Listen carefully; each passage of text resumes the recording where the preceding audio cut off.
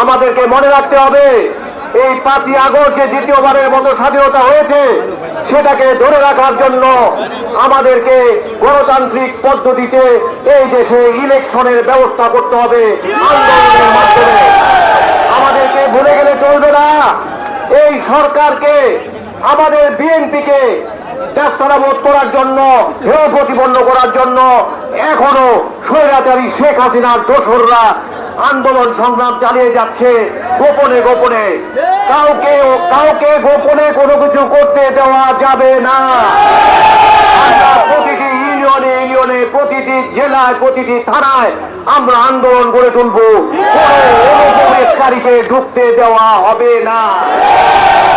আজকের এই সমাবেশকে, আজকের এই শোভাযাত্রাকে সুন্দরভাবে সাফল্যমণ্ডিত করার জন্য, সুশৃঙ্খলভাবে সাফল্যমণ্ডিত করার জন্য সকলকে আহ্বান জানিয়ে আমি আমার বক্তব্য এখানেই শেষ করছি। সকলকে ধন্যবাদ। আসসালামু আলাইকুম। প্রিয় দর্শক, এই ছিল এখনকার সংবাদে। আমাদের পরবর্তী সংবাদ দেখার আমন্ত্রণ রইল। এছাড়া দেশ বিদেশের নানা প্রান্তের সংবাদ পেতে এটিভি নিউজের সাথেই থাকুন।